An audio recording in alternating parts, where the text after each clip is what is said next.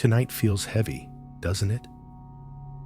That particular kind of heavy that settles in when the world goes quiet and you're left alone with a feeling you've been trying to ignore all day. The feeling that somehow you're not loved. Not the way you need to be. Not the way you see others being loved. And here you are, in the stillness of this night, carrying that ache, looking for some kind of comfort, some kind of relief from this weight that feels almost too much to bear alone. I want you to know something right now, before we go any further. The fact that you're here, that you sought this out, that you're reaching for something to ease this pain, that tells me something beautiful about you. It tells me you haven't given up. It tells me that somewhere beneath this hurt, there's still a part of you that believes you deserve to feel better. And you're right. You do. Before we begin this journey together, just a quick moment. Write in the comments which part of this world you're listening from right now, and what time it is where you are. I'm curious. Are you listening in the quiet of late night? Or perhaps in the early morning hours when sleep hasn't come yet? Just leave a word or two. Your city, your country, the hour on your clock, and then settle in. Because this time, right now, is entirely yours. Now, let's create a space just for you. Wherever you are, whatever position feels comfortable, allow yourself to settle there. You don't need to do anything special. You don't need to sit in any particular way. Just be. If you'd like to close your eyes, you can. If you'd rather keep them open, soft and unfocused, that's perfectly fine too. There's no wrong way to be here. Take a breath, just a natural breath, nothing forced. And as you breathe out, let your shoulders drop just a little. You've been holding so much, and for this hour, you can let it rest. Your jaw, allow it to soften. Your forehead, release any tension there. You're safe here. This is your time, your space, and nothing is required of you except to simply be present with yourself. Let's move gently through your body, just noticing, not fixing, just noticing. Your neck and shoulders, they've carried the weight of this day, perhaps many days. Breathe into them and breathe out your chest, your heart space, where so much of this feeling lives. It's okay. You don't need to push it away right now. Just acknowledge it's there and breathe around it, like water flowing around a stone. Your arms, your hands, they've reached out so many times. Let them rest now. Your belly, your back, your hips, all the places where emotion settles and stays. Breathe into them. And as you breathe out, imagine them softening. Just a little, just enough. Your legs, your feet, connected to the surface beneath you, grounded, held by something solid, even when everything else feels uncertain. This time is sacred, not in a religious way, but in the way that any moment of true rest is sacred. This is your sanctuary from the noise of the day, from the harshness of your own thoughts, from the feeling that you're somehow not enough. For the next while, you are exactly enough. You are exactly where you need to be.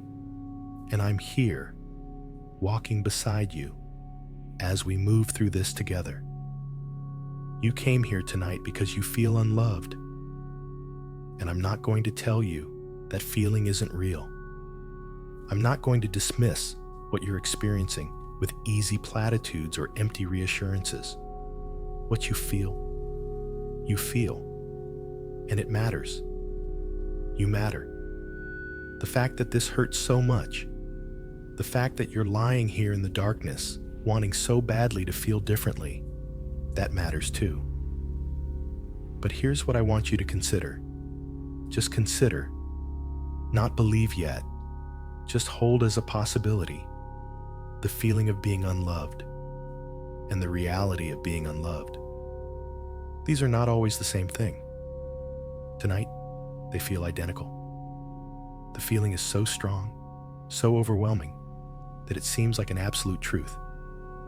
But feelings, even the most powerful ones, are not facts.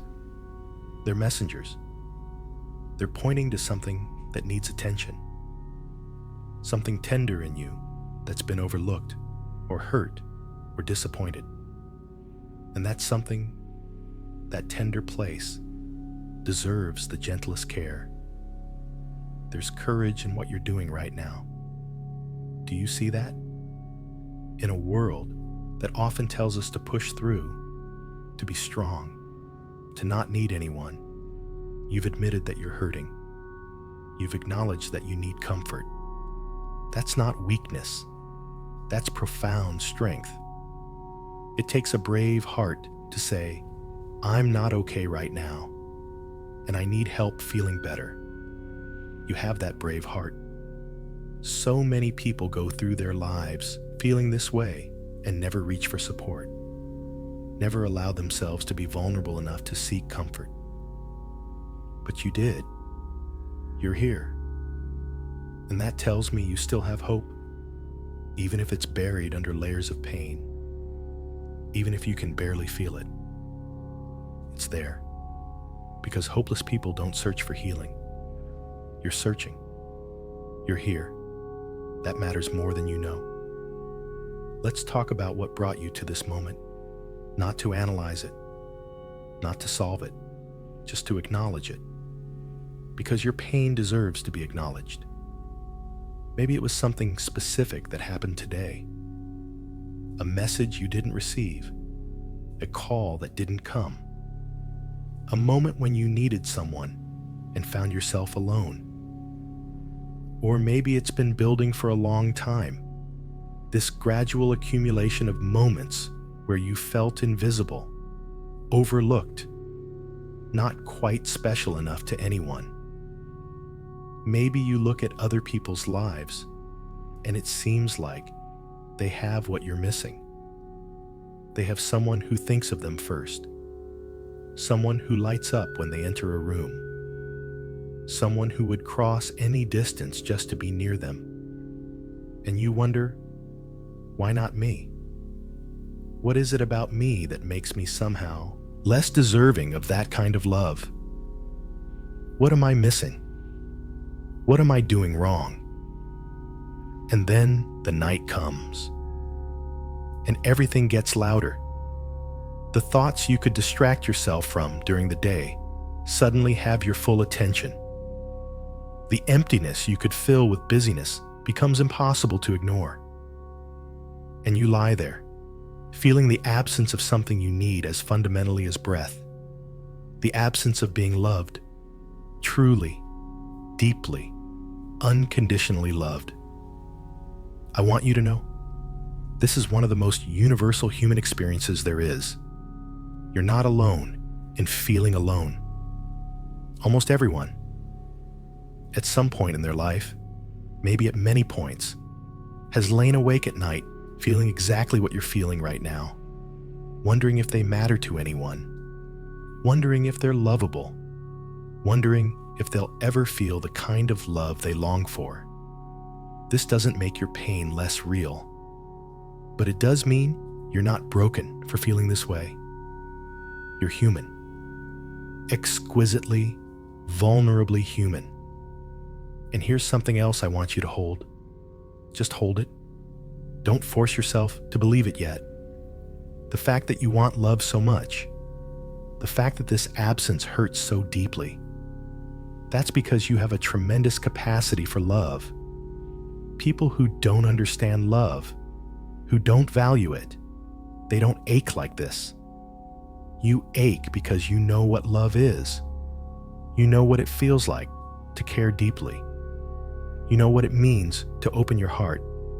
And that capacity, that beautiful capacity you have, That's not something broken. That's something precious.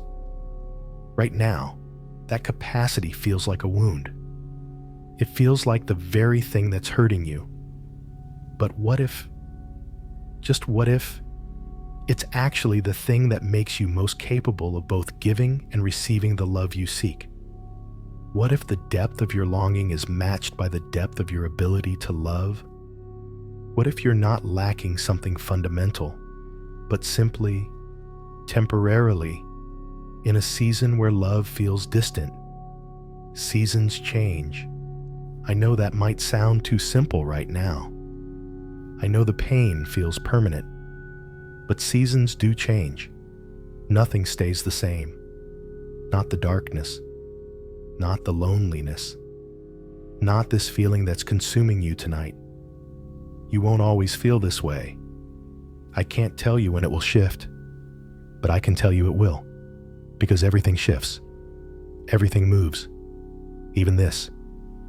For now. Just for now. Your only job is to be gentle with yourself. Not to fix yourself. Not to force yourself to feel differently. Just gentleness. The way you'd treat a child who came to you crying in the middle of the night.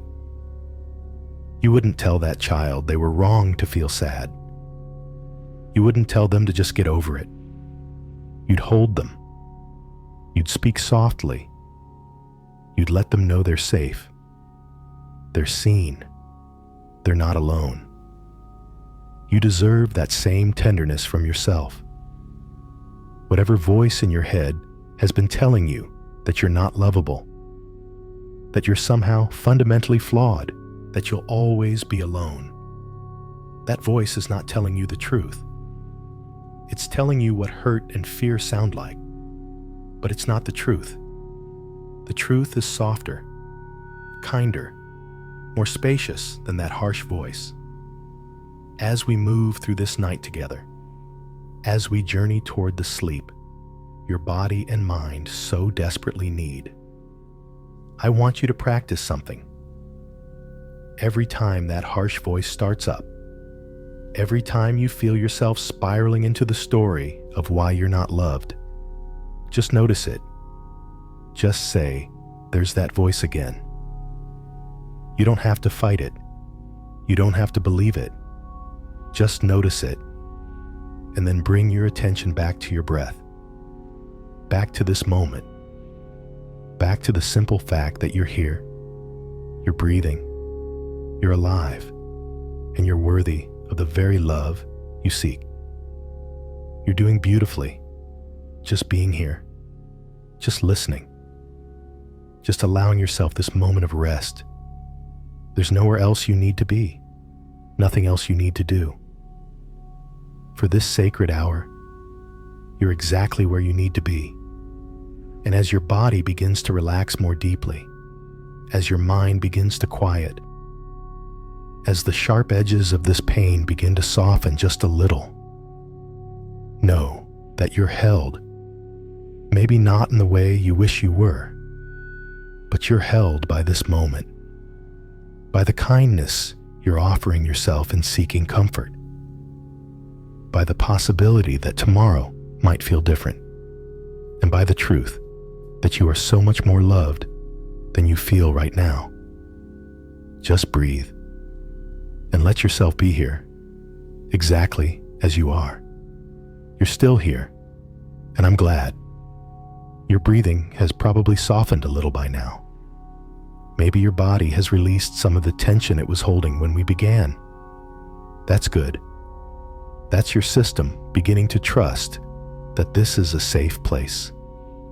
A place where you can let your guard down, where you don't have to perform or pretend or be anything other than exactly what you are right now.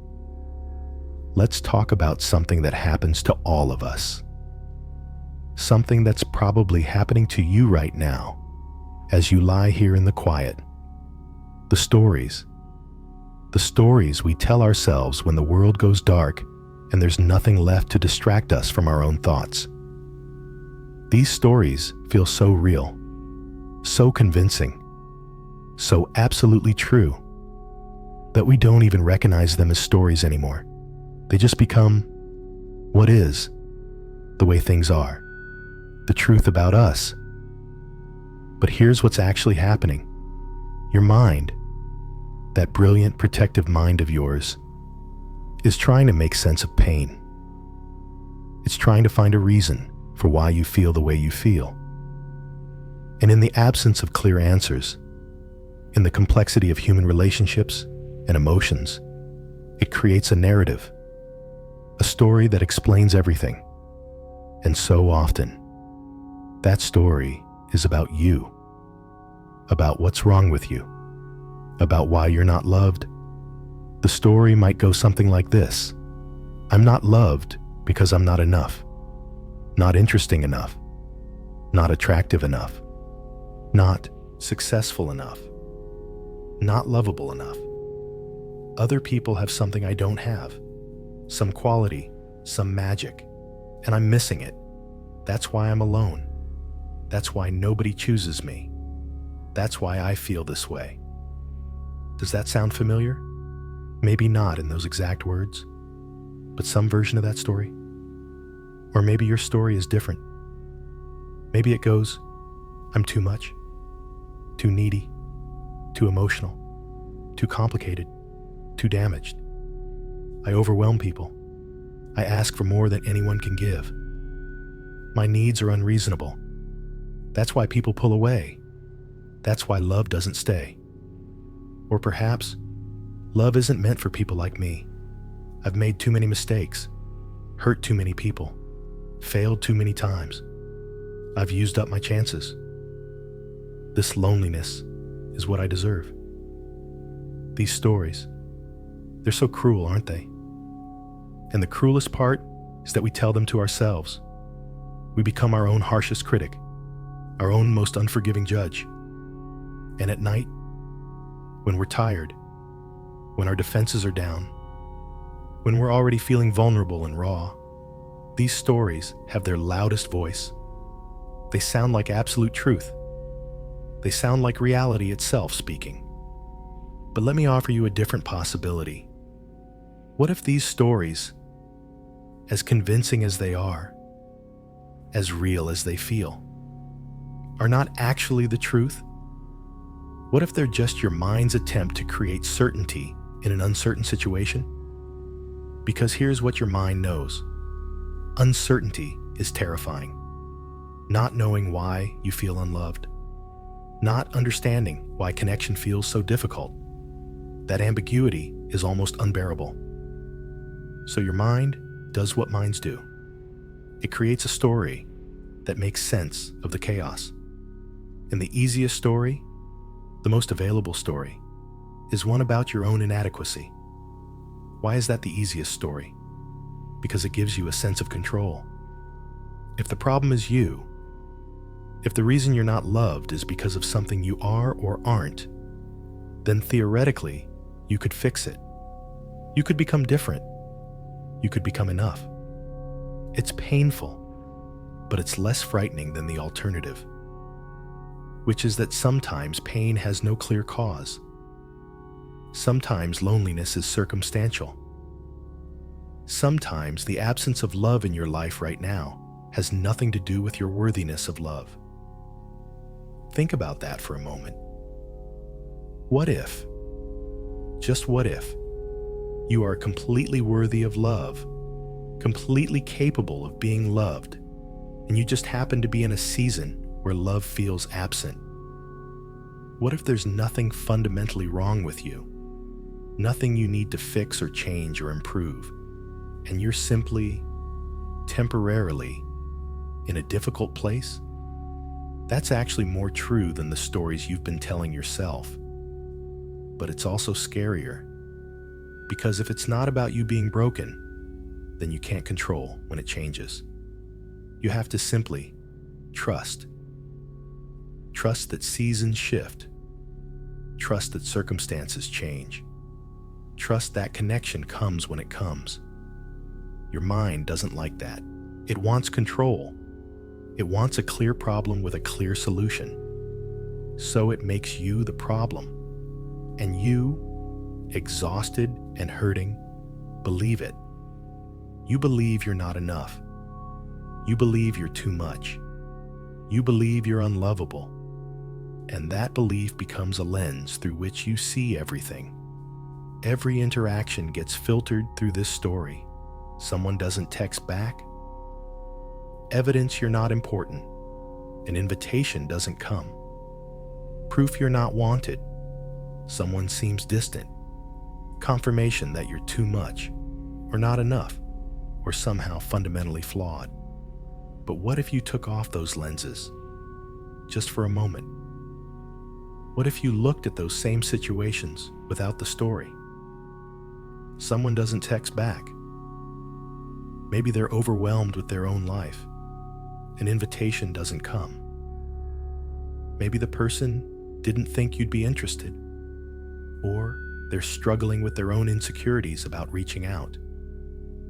Someone seems distant. Maybe they're dealing with something that has absolutely nothing to do with you. Not every absence is about you. Not every distance is rejection. Not every silence is proof of your unlovability. I know this is hard to absorb right now. I know the story feels so real, so embedded in your experience, that questioning it feels almost impossible. But just stay with me. Just let these words wash over you like water, and see if anything shifts, even slightly, in how you're holding this pain. The truth is, you've probably been loved more than you realize. Not in the grand, sweeping, movie-worthy way you might be longing for, but in small moments, in quiet gestures, in ways that didn't register because they didn't match the story you were telling yourself. A friend who checked in on you, a colleague who remembered something you mentioned, a stranger who smiled at you in a moment when you needed it, a family member who called just because. These moments of connection, of care, of someone seeing you, they happened. But the story says they don't count. The story says they're not enough. The story says they're not the real love you need. But what if they do count? What if every moment someone thought of you, reached out to you, showed you kindness? What if all of that is love too? Not the ultimate love, not the all-consuming, you're my everything kind of love, but love nonetheless. Small loves, human loves, imperfect loves, real loves. What if you've been dismissing evidence of your lovability because it doesn't match the specific form you think love should take? You have this idea of what being loved looks like. We all do. And when reality doesn't match that idea, we tell ourselves we're not loved at all. But love is so much more varied, so much more subtle, so much more present than we often recognize. It's there in ways we overlook because we're searching for something grander. And meanwhile, the actual love that exists, the small, steady, quiet love of being remembered, being considered, being seen, goes unnoticed. This doesn't mean your longing for deeper love is wrong. It's not. It's beautiful and valid and completely understandable. You deserve to feel profoundly loved. You deserve to feel chosen and cherished and essential to someone. That longing is not the problem.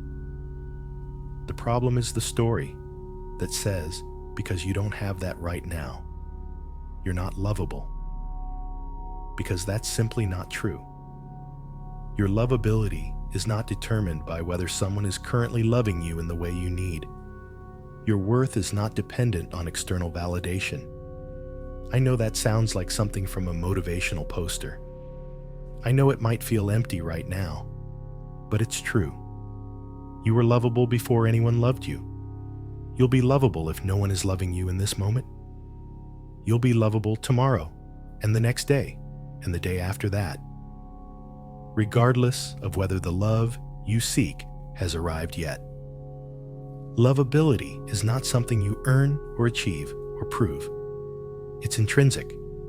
It's part of being human. You are lovable because you are, not because of what you do or don't do, not because of how you look or what you accomplish, not because of how interesting or successful or perfect you are, simply because you exist, simply because you are a living, breathing, feeling human being with a capacity for connection and care. That makes you lovable, always, even when you can't feel it, even when no one is actively loving you in the way you long for, even now. The story wants you to believe otherwise. The story wants you to keep searching for evidence of your inadequacy. It wants you to stay small, stay stuck, stay convinced that you're the problem, but you don't have to listen to that story anymore. You can acknowledge it. You can notice when it starts playing, and you can gently, so gently, choose not to believe it, just for tonight, just for this hour as you move towards sleep. Can you set that story down? Not forever, not permanently, just for now. Let it rest beside you like a heavy coat you've been wearing for too long. You don't have to throw it away. You don't have to pretend it doesn't exist. Just set it down and feel what it's like to lie here without carrying it, without that weight, without that constant narrative of not enoughness pressing down on you. Feel your body against the surface beneath you. Feel the air moving in and out of your lungs. Feel the simple aliveness of this moment where you exist, where you're breathing, where you're allowing yourself to rest. This moment is real. The story is not. The story is something your mind created to make sense of pain. But this moment, this breath, this body, this awareness, this is what's actually real. And in this reality, you are simply here. Not good or bad, not enough or not enough. Just here.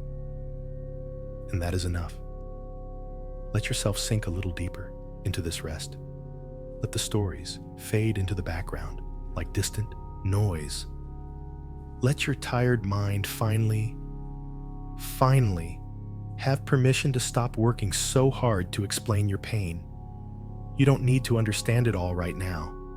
You don't need to figure out why or how or what it means. You just need to rest, to breathe, to be held by this moment of gentleness you're offering yourself. You're doing so well. Just being here, just listening, just allowing these words to be a companion in your night. The stories will probably come back. That's okay. They're just stories. They can come and go, and you can remain steady, breathing, worthy, lovable, exactly as you are. Let's continue this journey together, moving closer to the peace your heart needs, the rest your body craves, and the gentle truth that you are so much more than the stories you tell yourself in the dark. Your breath is slower now, deeper. I can sense that something in you has softened, even just a little. The tight grip you had on your pain when we started, it's loosening. Not because the pain is gone, but because you're learning you can hold it differently. You can be with it without letting it consume you completely. That's beautiful. That's healing happening in real time. Now I want to turn your attention somewhere you might not have looked in a while. Somewhere the story of being unloved doesn't want you to look. Because if you look here, if you really see what I'm about to show you, the story starts to crumble. And I want it to crumble. I want you to see the truth that's been hidden underneath all those harsh narratives you've been carrying. Let's look at the love you've given, not the love you've received, not the love you wish you had, but the love that has flowed from you, out into the world toward other people. Because here's something remarkable, something your tired heart needs to remember right now. You know how to love. You've done it. You've offered care and attention and kindness and concern to others. Maybe many others. Maybe over many years. That didn't come from nowhere. That came from you. Think back. Gently. No need to force anything. Just let your mind wander through your memories. Think of a time when someone you cared about was hurting. Maybe a friend going through a breakup. Maybe a family member dealing with loss. Maybe even a stranger who needed help. What did you do? Did you listen? Did you offer words of comfort? Did you show up? Did you send a message checking in? Did you hold space for their pain, even when you didn't know how to fix it? You did those things because you have love in you. You have the capacity to see someone else's suffering and respond with tenderness. That's not something everyone can do. Some people turn away from pain, uncomfortable with emotion, unable to hold space for difficulty. But you leaned in. You offered what you could. You tried to ease someone else's burden. That takes a heart that understands love, that values love, that is made of love. And here's what I want you to really hear. The ability to give love and the capacity to be loved, they come from the same place. They're not separate qualities. You can't genuinely love others if you don't have lovability in you. Love recognizes love. Care recognizes worth. The fact that you know how to offer kindness, that you know how to see someone and make them feel valued, that proves you understand what it means to be valuable. You understand it so deeply that you can offer it to others. Maybe you're thinking, but that's different. I can love others, but that doesn't mean I'm lovable. But it's not different. It's the same. The love that flows through you. It's not a one-way stream. It doesn't just pour out and disappear into nothing. It's evidence. Evidence of your nature. Evidence of your heart. Evidence of what you're made of. And what you're made of is love itself. Think about the small things you've done. The everyday moments of care that you probably don't even count as love because they seem so ordinary. You've probably offered someone a genuine compliment when you noticed they needed lifting up. You've probably laughed at someone's joke to make them feel seen. You've probably remembered a detail about someone's life and asked about it later, showing them they matter to you. You've probably forgiven someone who hurt you, or at least tried to. You've probably given someone the benefit of the doubt when you could have judged them harshly.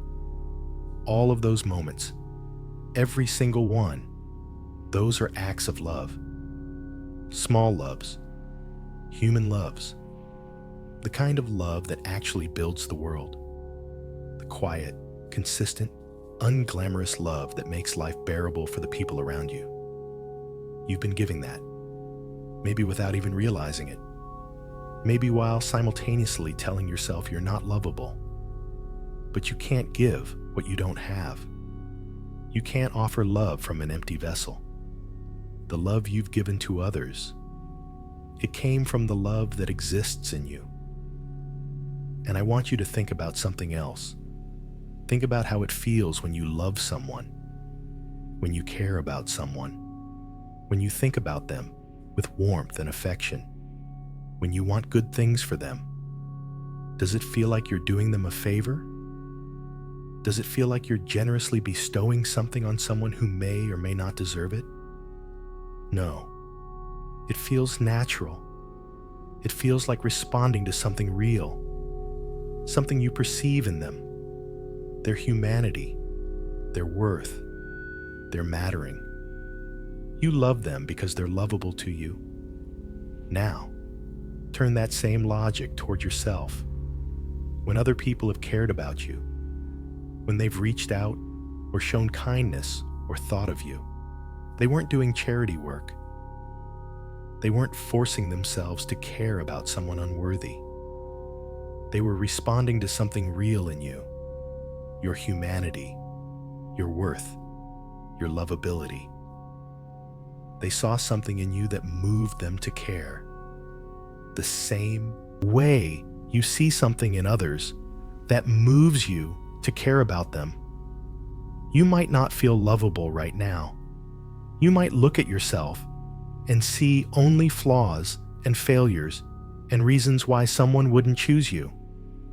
But that's not what others see. That's not what the people you've loved have seen in you. They've seen your kindness, your humor, your intelligence, your vulnerability, your strength, your particular way of being in the world. They've seen the things about you that are uniquely you, and those things mattered to them. Those things made you lovable to them. Maybe you're thinking of specific people right now. People you've loved who didn't love you back, not in the way you wanted. And yes, that hurts. That's real pain. But they're not loving you the way you needed. That's not evidence of your unlovability. That's just incompatibility. That's circumstance. That's two people not matching in a particular way at a particular time. It doesn't mean you're not lovable. It means that specific connection didn't unfold the way you hoped. That's heartbreaking, but it's not a verdict on your worth. You've probably also had people love you, and you didn't love them back in the same way. Does that mean they were unlovable? Of course not. It just means the connection wasn't right for you. It didn't diminish their worth. It didn't make them fundamentally flawed. The same is true for you. When someone doesn't love you the way you want, it doesn't diminish your worth. It doesn't make you fundamentally flawed. It just means that particular connection wasn't the right fit. But here's what remains constant through all of it. Through every relationship that didn't work out. Through every unrequited feeling. Through every lonely night like this one. What remains constant is your capacity to love. Your ability to care. Your willingness to open your heart even when it's been hurt before. That capacity, that's precious. That's rare. That's something not everyone maintains after experiencing pain. Some people shut down. Some people become bitter. Some people decide love isn't worth the risk, and they stop trying. But you're still here, still feeling, still longing, still open, still capable of love. That openness, that continued capacity to care, that's strength, that's courage, that's evidence of a heart that hasn't been destroyed by disappointment. Yes, it hurts right now. Yes, that openness makes you vulnerable. Yes, it would be easier in some ways to close off and stop feeling so much. But you haven't done that. You've remained soft in a hard world. You've remained capable of love in a reality that sometimes feels devoid of it. That's extraordinary. And it's only possible because you are, at your core, made for love. Think about the love you've given. As a garden you've been tending. You've planted seeds of kindness. You've watered them with attention. You've nurtured growth in others through your care. And maybe right now, it feels like your garden is empty. Like you've given, and there's nothing growing for you.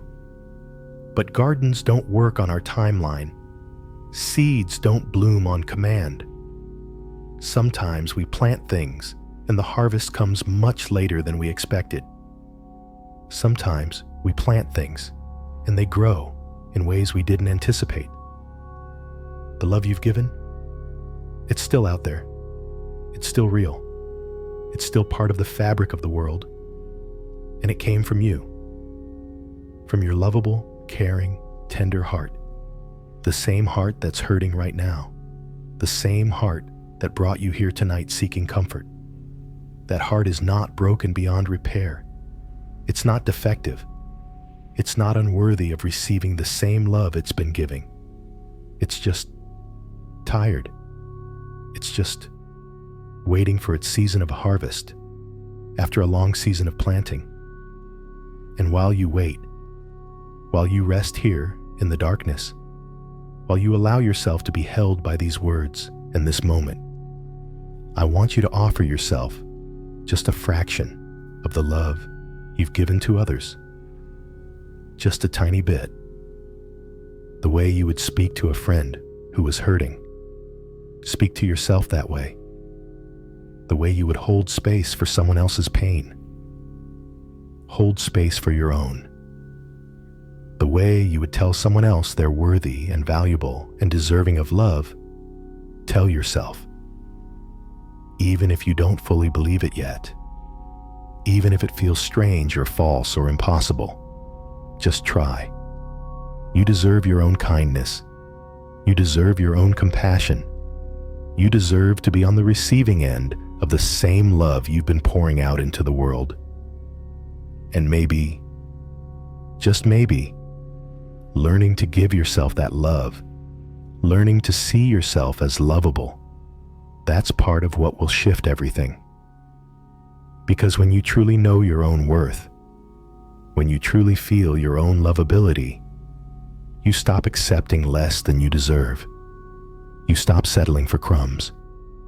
You stop making yourself smaller to fit into spaces that were never meant for you.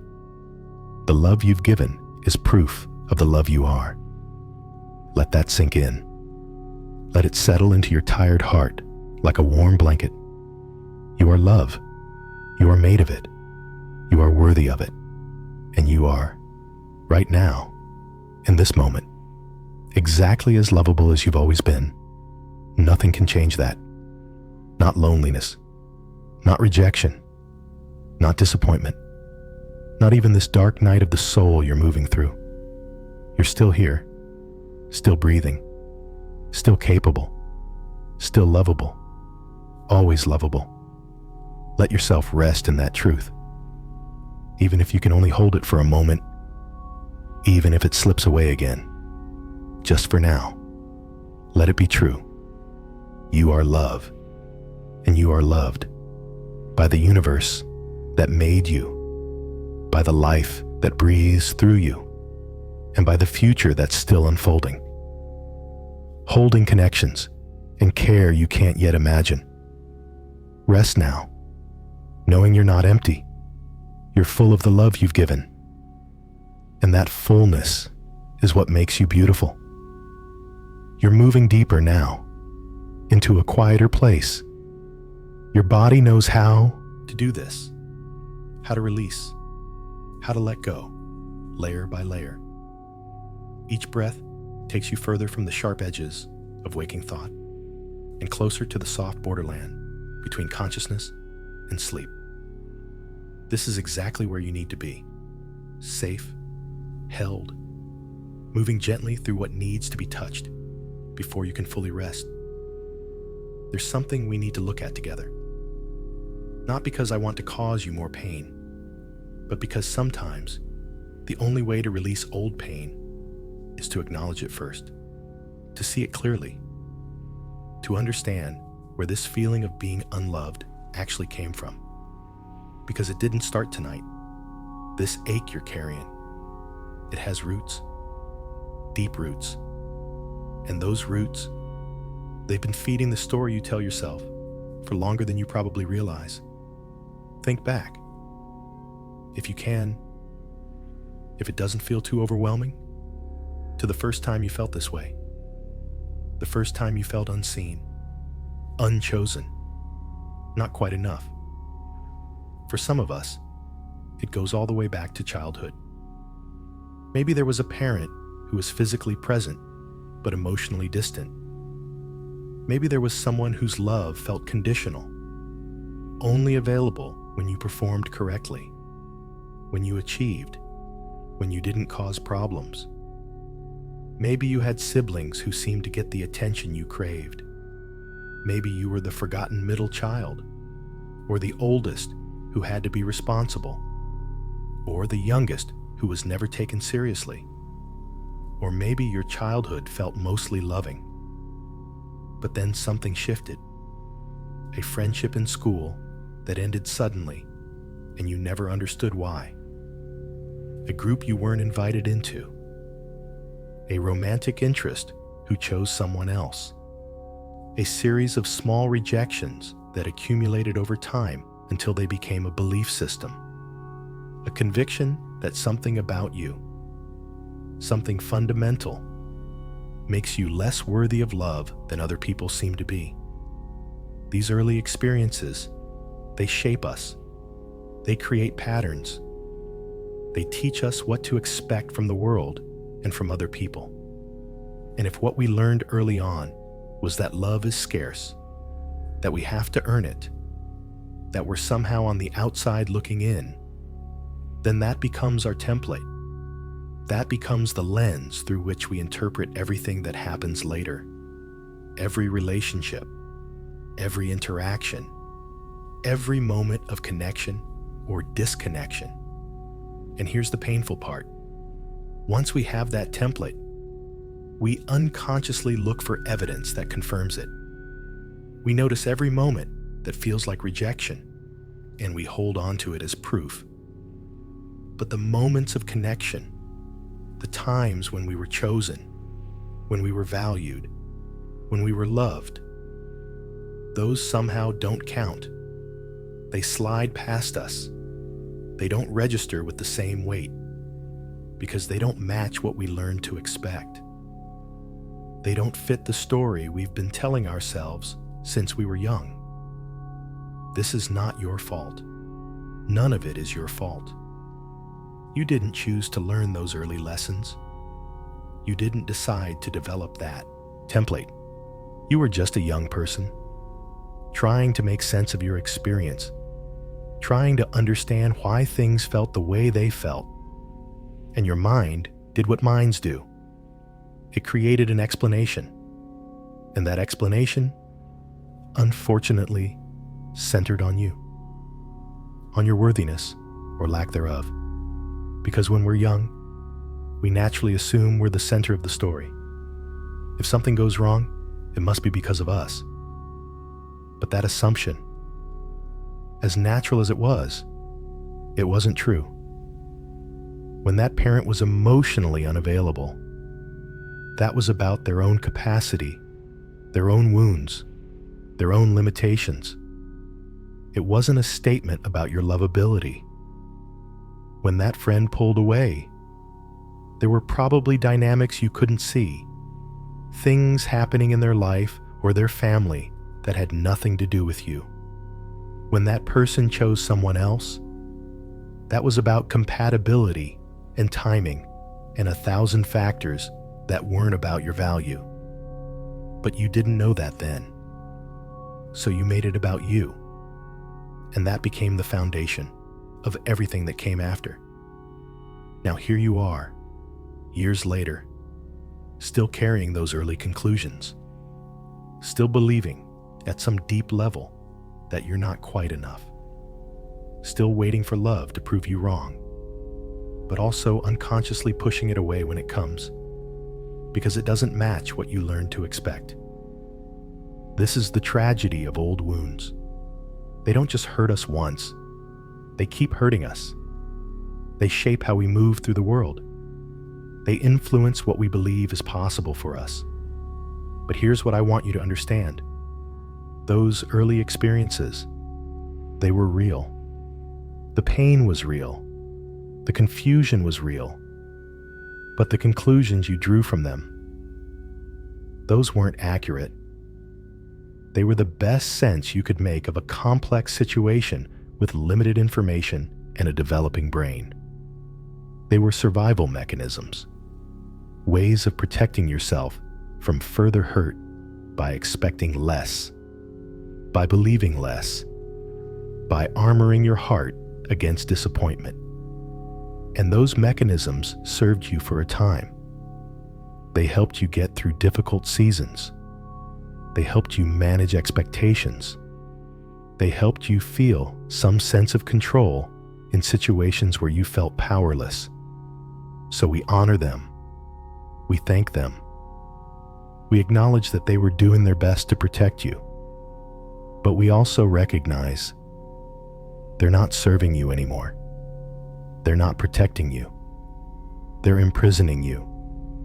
They're keeping you locked in a story that was never true to begin with. What if we could rewrite those early experiences? Not change what happened? We can't do that. But change what they mean. Change the story about what they say about you. That parent who was emotionally distant. What if that was about their inability to connect? Not your unworthiness of connection. That friend who pulled away. What if that was about their own insecurity, not your inadequacy? That person who chose someone else. What if that was just two people not being the right match, not evidence of your fundamental unlovability? Can you feel how different that is? How much lighter when we stop making everything about our own deficiency, when we allow for the complexity of human relationships, when we acknowledge that other people's capacity to love us is about them as much as it's about us. Suddenly, there's space to breathe. Suddenly, we're not carrying the weight of believing we're inherently flawed. You were a child who needed love. You were a young person who wanted connection. You were a human being with the most natural desire in the world, to be seen and valued and chosen. And sometimes, often, that need wasn't met in the way you deserved. But that wasn't because you didn't deserve it. It was because the people around you, they were limited. They were wounded. They were doing their best with what they had. And sometimes their best wasn't enough. Sometimes their capacity didn't match your need. And that's heartbreaking. But it's not a verdict on you. Think about the people in your life who you couldn't love the way they needed. Maybe there was someone who wanted more from you than you could give. Does that mean they were unlovable? Of course not. It means you had limits. It means the connection wasn't quite right.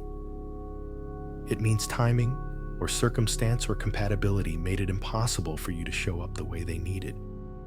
You weren't being cruel. You weren't making a judgment about their worth. You just couldn't. And the people who couldn't love you the way you needed, they weren't making a judgment about your worth either. They just couldn't. This understanding, it doesn't erase the pain. It doesn't make those early experiences hurt less, but it does shift something fundamental. It moves the pain from being about your identity to being about circumstance. You're not unlovable. You've just been in situations where love was limited or withheld or unavailable. And that's deeply painful. But it's not permanent. And it's not a truth about who you are. You are not the abandoned child anymore. You are not the rejected teenager. You are not the overlooked young adult. Those experiences happened. They shaped you, but they don't define you. You are so much more than the moments when love felt absent. You are the sum of every moment, including the ones where you felt connection, joy, belonging, including the ones where you gave love, including this moment right now, where you're choosing to heal, choosing to rest, choosing to believe that maybe, just maybe, there's another way to see yourself. Those old wounds, we don't heal them by ignoring them. We heal them by looking at them with compassion, by understanding how they formed, by recognizing they were based on incomplete information. By choosing gently, gradually, to believe something different, not because we force ourselves to think positive thoughts, but because we start to see evidence we've been missing.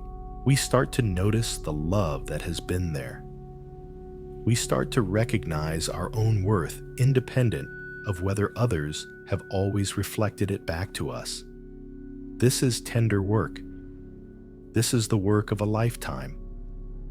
And you don't have to do it all tonight. You don't have to heal every wound before you can rest. You just have to acknowledge, yes, I was hurt. Yes, love felt absent sometimes. Yes, I learned to expect less than I deserved. And I'm ready to consider that those early lessons weren't the whole truth. I'm ready to stay open to the possibility that I'm more lovable than I learned to believe. That's enough. That tiny opening, that willingness to question the old story, that's where healing begins. Not in having all the answers, not in feeling completely transformed, just in being willing to consider that maybe you've been wrong about yourself all this time. Maybe the story you learned to tell, it was just a story. And stories can be rewritten. Let that possibility rest beside you as your body grows heavier, as your mind grows quieter, as sleep begins to reach for you with gentle hands. You don't have to hold on to those old wounds so tightly anymore. You can set them down. You can rest. You can trust that the love you've been seeking, it's not contingent on being perfect or different or somehow fixed. It's available to you exactly as you are, right now, in this moment. You, just as you are worthy of the love you seek. Breathe that in and let everything else go. You're safe now. You're held. You're seen. And you are so very loved. Something is shifting in you now. Can you feel it? It's subtle, like the first light of dawn when the sky hasn't yet changed color, but somehow you know the darkness is beginning to lift. Your breathing has found its own rhythm, deep and steady, like ocean waves. Your body has released most of the tension it was holding, and your mind, that busy, protective mind that's been working so hard to make sense of everything, it's finally starting to quiet. This is the space I wanted to bring you to. This quiet place beneath the stories, beneath the pain, beneath the noise of everything you've been telling yourself about why you're not loved. Because here, in this stillness, there's a truth waiting for you. A truth your heart has always known, but your mind has been too loud for you to hear. And that truth is whispering to you now, if you can just be still enough to listen. The truth is this: you have always been loved. Not in every moment, not by every person, not in all the ways you wanted or needed, but loved nonetheless. The evidence has been there all along, scattered through your life like stars you stopped looking for because you were too focused on the darkness between them. But the stars were there. The love was there, small and imperfect, and sometimes barely noticeable, but real, always real. Let's find those stars together. Let's look for the evidence you've been missing while you were so convinced of your own unlovability. Think gently. Let your mind wander back through your memories, not searching for grand gestures or perfect love stories, but for the small moments, the quiet ones, the ones that didn't announce themselves, but were love nonetheless. Maybe there was a teacher who saw something in you, who believed in your potential when you didn't believe in yourself, who took extra time to help you understand something, who wrote an encouraging note on a paper you turned in. That was love. That person didn't have to do that. They chose to. Because they saw you. Because you mattered to them. Because something about you moved them to care. Maybe there was a grandparent, or aunt, or uncle who always lit up when you walked into the room, who had a special way of making you feel important, who remembered your favorite things, who told you stories, who held you when you were small. That was love. Pure, uncomplicated love. The kind that didn't ask anything of you except that you exist. The kind that delighted in you simply because you were you. Maybe there was a friend.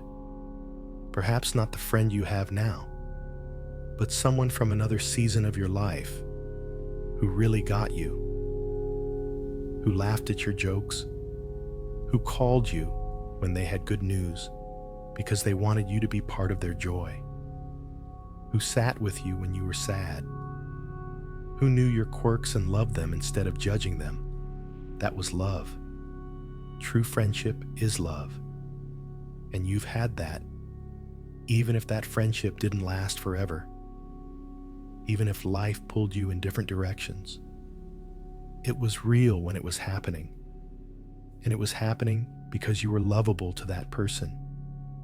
Maybe there was a time when you were going through something difficult and someone surprised you with their kindness. Someone brought you food when you were sick. Someone helped you move. Someone listened to you vent without trying to fix you. Someone remembered your birthday. Someone sent you a message just to say they were thinking of you. Those moments, every single one, those were love. Small loves, everyday loves. The loves we so often dismiss because they're not dramatic or passionate or all-consuming, but they count. They all count. Think about the pets you've had, if you've had them. The way a dog's whole body would wiggle with joy when you came home. The way a cat would curl up in your lap and purr. Animals don't fake love. They don't perform affection out of obligation. When an animal loves you, it's because you're lovable to them. Because your presence brings them comfort and joy. That's real love. That's evidence of your capacity to be loved and to give love in return. Think about the moments when a stranger was kind to you. Someone held a door. Someone smiled at you on a hard day. Someone complimented something about you. Someone helped you when you were lost or confused. These tiny interactions, they might seem meaningless, but they're not. They're evidence that you move through the world as someone worthy of kindness, someone who elicits care from others, someone who is seen as deserving of help and consideration. And think about yourself, the way you've taken care of yourself, even when it was hard, the way you've gotten out of bed on days when everything felt impossible, the way you fed yourself and bathed yourself and kept yourself alive even when you didn't feel like you mattered. That's love too. Self-preservation is a form of love. The fact that you're still here, still trying, still reaching for healing, that's because some part of you, the deepest, wisest part, knows you're worth preserving, knows you're worth fighting for, knows you're lovable. Your heart knows this. It's always known this. But your mind has been arguing with your heart for so long, presenting evidence of every rejection, every disappointment, every moment when love felt absent. And your mind is very convincing. It's loud and persistent, and it has receipts. It can list every person who didn't choose you, every opportunity for love that didn't work out, every time you felt invisible or forgotten or alone. But your heart keeps a different kind of record. It remembers every moment of genuine connection, every time you felt seen, every instance of being cared for, every experience of mattering to someone. Your heart doesn't need the love to be perfect to recognize it as real. Your heart doesn't dismiss the small loves because they weren't the ultimate love. Your heart simply knows, I have been loved. I am lovable. I am capable of love. These truths exist beneath everything else. So which record do you trust? The mind's list of evidence for your unlovability, or the heart's quiet knowing that you have always been worthy of love, always capable of receiving it, always deserving of it? Both contain true information. Both are reflecting real experiences. But only one is telling you the truth about who you are. The mind is telling you a story about what happened. The heart is telling you the truth about what you are.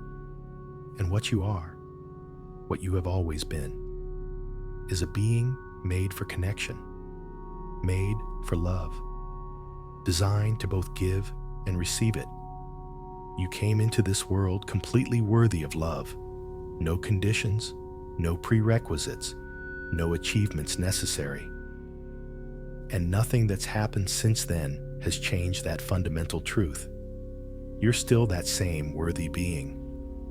The circumstances of your life have changed. The people around you have changed. Your experiences have been a mix of beautiful and painful. But your essential lovability, that hasn't changed. It can't change. It's not dependent on external circumstances. It's who you are. This is what your heart has been trying to tell you all along. This is what you can feel when you get quiet enough.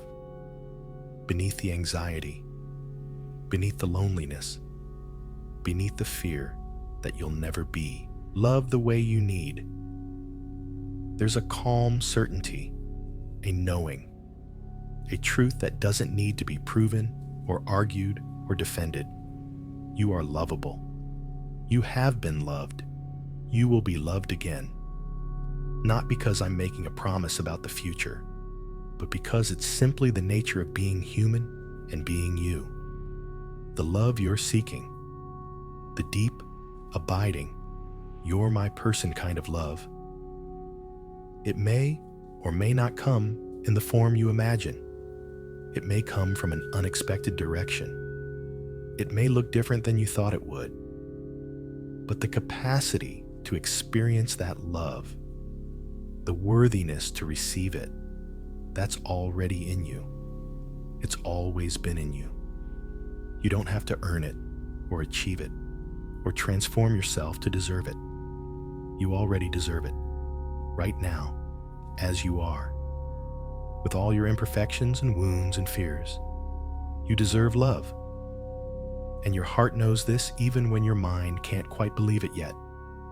So tonight, as you move closer and closer to sleep, can you let your heart speak louder than your mind? Can you trust that quiet, knowing more than the loud arguments? Can you rest in the truth that beneath everything else, beneath all the pain and confusion and longing, you are fundamentally, essentially, unchangeably lovable? You don't have to make it true. You don't have to convince yourself. You just have to stop arguing with it. Just stop fighting against the possibility. Just let it be true. Even if only for tonight. Even if only while you sleep. Just let it be true. You are loved by life itself for being alive.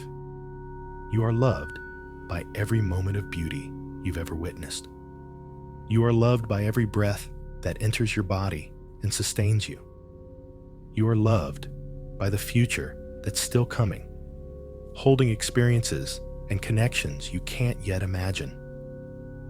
You are loved by the universe that made you, that brought you into existence, that keeps you here for a reason.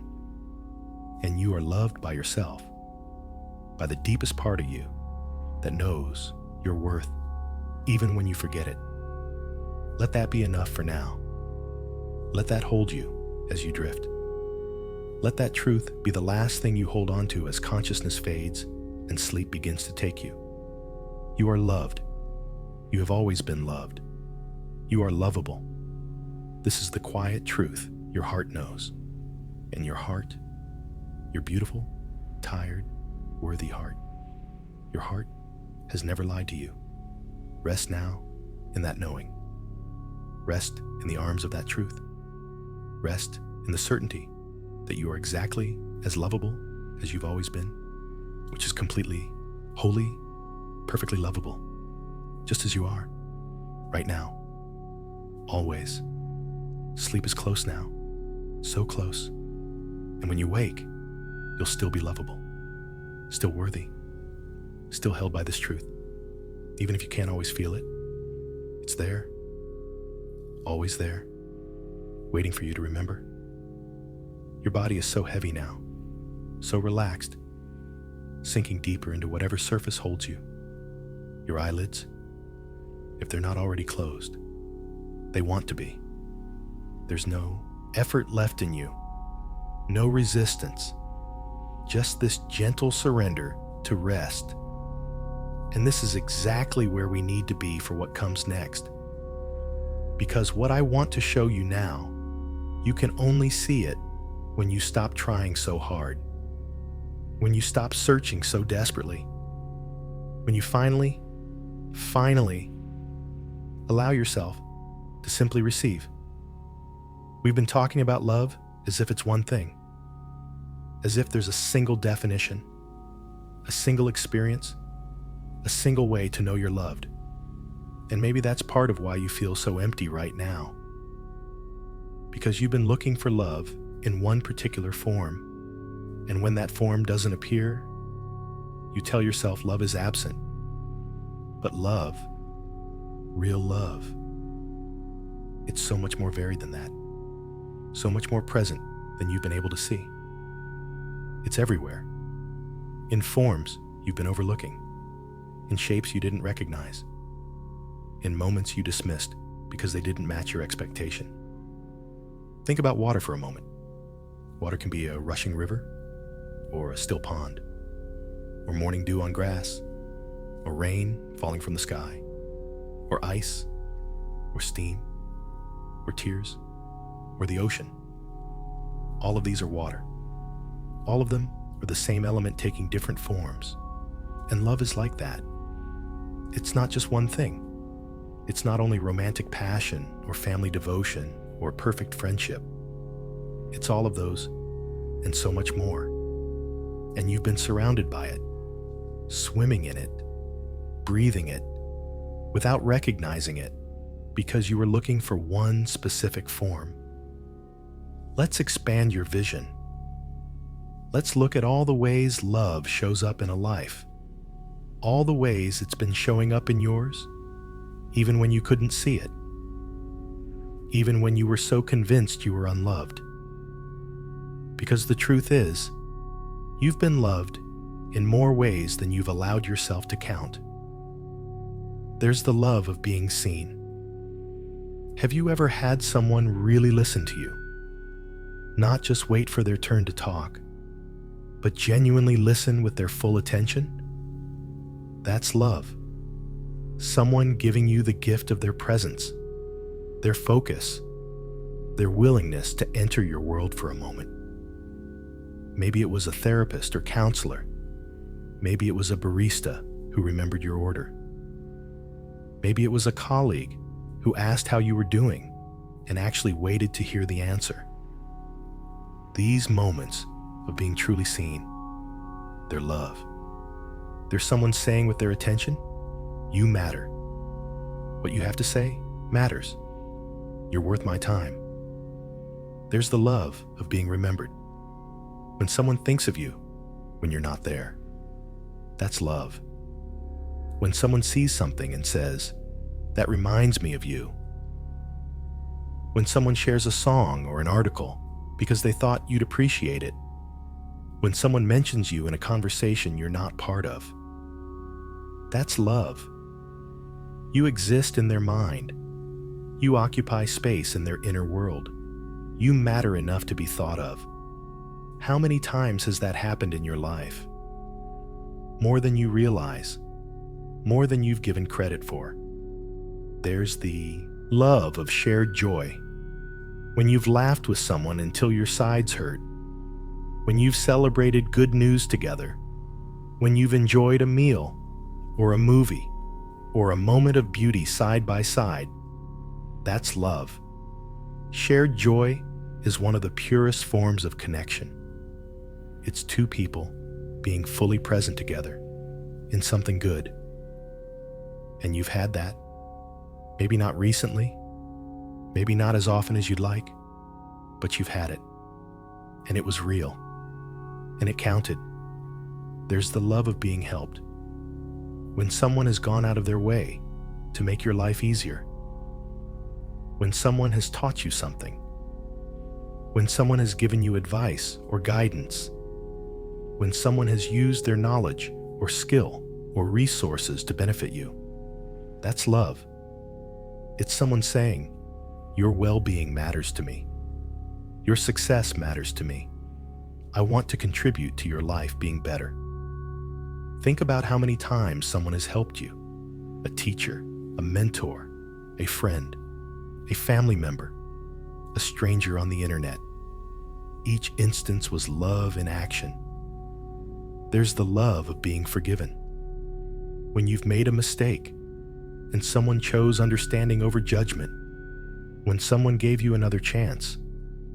When someone let go of their hurt to maintain the relationship with you. That's love. It's someone valuing you more than their need to be right or their desire for revenge. It's someone choosing connection over correctness, and you've been forgiven, maybe many times, maybe by people who never told you how much it cost them to extend that grace. That was love. There's the love of beauty. When you've stood before something beautiful, a sunset, a piece of music, a work of art, a view from a mountain, the face of someone you care about, and felt moved, felt expanded, felt grateful to be alive. That's love too. That's the universe loving you by giving you eyes to see and ears to hear and a heart capable of being moved. Beauty is love made visible. And you've experienced it. You've been touched by it. That means you're capable of receiving love, even from sources that don't have a human face. There's the love of animals and nature. If you've ever felt peace sitting by water, if you've ever felt grounded walking through trees, if you've ever felt the sun on your face and been grateful for its warmth, that's love. Nature doesn't withhold. It doesn't judge. It doesn't decide you're not worthy. It simply offers itself. And when you receive it, when you let yourself be held by the earth and sky, you're experiencing love. Impersonal perhaps, but real. And if you've ever been loved by an animal, by their simple, unconditional presence, then you know what it feels like to be chosen for no reason except that you're you. That's profound love. There's the love of strangers, the person who smiled at you on a hard day, the driver who let you merge in traffic, the person who held the elevator, the one who complimented your outfit or your work or something you said. These tiny exchanges, they're love too. They're humanity recognizing humanity. They're the fabric of kindness that holds our world together. And you've been part of that fabric. You've been both the giver and receiver of these small loves. They count. Every single one counts. There's the love of yourself that you don't even notice. The way your body keeps breathing even when you're not thinking about it. The way your heart keeps beating. The way your cells keep regenerating. The way you heal from cuts and bruises. The way your immune system fights off illness. The way your body has carried you through every day of your life without asking for thanks or recognition. That's love. Your body loves you so much, it literally keeps you alive without you having to do anything. How extraordinary is that? And there's the love you give, which we've talked about before, but it bears repeating, because the love you offer to the world, that's not separate from the love available to you. It's proof of it. It's evidence of the love that flows through you. You can't give what doesn't exist in you. Every act of kindness you've ever offered, every moment of care, every gesture of support that came from the love you are. And that love, it doesn't just flow out. It also surrounds you. It's the field you live in, the reality you inhabit. You are not separate from love. You are made of it. So when you say, "I'm not loved," what you really mean is, I'm not loved in the one specific way I'm longing for right now. And I hear that. I honor that longing. The desire for romantic love or deep partnership, or the feeling of being someone's first choice. That's real and valid and human. But while you wait for that, while you move toward that, while you remain open to that possibility, please don't tell yourself you're unloved, because it's not true. You're surrounded by love. You're swimming in it. You're breathing it. It's just showing up in forms you haven't been looking for. What if you could receive the love that's already here? What if you could let it count? What if you could allow yourself to be nourished by the small loves, the everyday loves, the imperfect loves, while you wait for or work toward the bigger love you desire? That doesn't mean settling. That doesn't mean giving up on wanting more. It just means not starving yourself while the feast is being prepared. It means letting yourself be fed by what's available now, knowing that more is possible, more is coming. But this, right now, this is also real. This is also love. Your worthiness of love is not dependent on receiving one particular form of it. You don't become lovable only when someone falls in love with you romantically. You're lovable right now. And the proof is in all these other forms. In every moment of connection you've ever had, in every kindness you've received, in every time you've been seen, or helped, or remembered, or forgiven, in every instance of beauty that's moved you, in every breath your body has taken on your behalf, in every act of love you've offered to others. It's all evidence. It's all proof. It's all love. So let your definition expand. Let love be bigger than you thought it was. Let it include everything it actually is, not just the one thing you've been told it should be. And then look at your life again. Look at all the love that's been there, all the love that's here now, all the love that's always been flowing to you and through you and around you. You are not unloved. You have never been unloved. You have only been looking for love in one place, while it was showing up everywhere else, waiting for you to notice, waiting for you to receive it, waiting for you to let it count. Let it count now. Let every small love matter. Let every kindness register. Let every moment of connection feed you, because they're all real. They're all love. And you are the one receiving them, which means you're lovable. Undeniably, obviously, constantly lovable. In so many ways, to so many beings.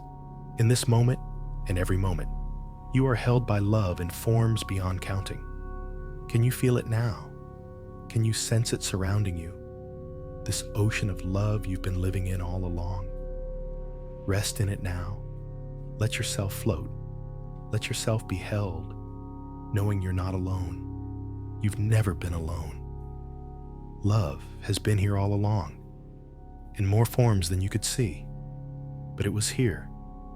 It is here, It will always be here, because love is what you are, and you can never be separate from your own nature. Sleep now, surrounded by love, held by love, made of love. You beautiful, worthy, eternally lovable being. Sleep. You're so close to sleep now. I can feel it. The way your awareness is softening, the way thoughts are becoming dreamlike, the way the boundary between waking and sleeping is becoming thin and permeable. This is the most precious state, this threshold space where transformation happens most easily because your defenses are down, your ego is quiet, and your heart is open. And it's here, in this vulnerable, tender space, that I want to introduce you to someone. Someone you've been living with your whole life, but perhaps never truly met. Someone who's been waiting patiently for your attention, your kindness, your friendship. That someone is you, the real you, the one beneath all the stories and judgments and harsh criticisms, the one who deserves the same compassion you've been giving to everyone else. Think about how you treat the people you love. When a friend comes to you in pain, when they're hurting or scared or feeling inadequate, what do? You don't tell them they're right to feel terrible about themselves. You don't list all their flaws and failures. You don't remind them of every mistake they've ever made. No, you offer comfort. You speak gently. You remind them of their strengths. You tell them this feeling will pass. You hold space for their pain without making it worse. You love them through it. But when you're the one in pain, when you're lying here in the darkness, feeling unloved and unworthy, what do? You attack yourself.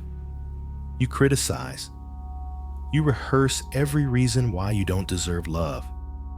You treat yourself with a harshness you would never dream of directing at someone you care about. You become your own worst enemy instead of your own best friend. And that has to stop. Not someday. Not when you finally become good enough to deserve your own kindness. Now. Tonight. In this moment. What if you could speak to yourself the way you speak to someone you love? What if you could offer yourself the same gentleness, the same patience, the same benefit of the doubt? What if you could become the friend to yourself that you've been to others? Not because you've earned it, not because you've proven yourself worthy, but simply because you're a human being in pain, and human beings in pain deserve compassion, including you, especially you. So, let's practice. Let's practice being a friend to yourself right now. Imagine for a moment that you're not inside your own head, but sitting beside yourself, looking at this person, this tired, hurting, beautiful person who's been trying so hard, who's been carrying so much, who came here tonight seeking comfort because they couldn't carry it alone anymore. What would you say to them?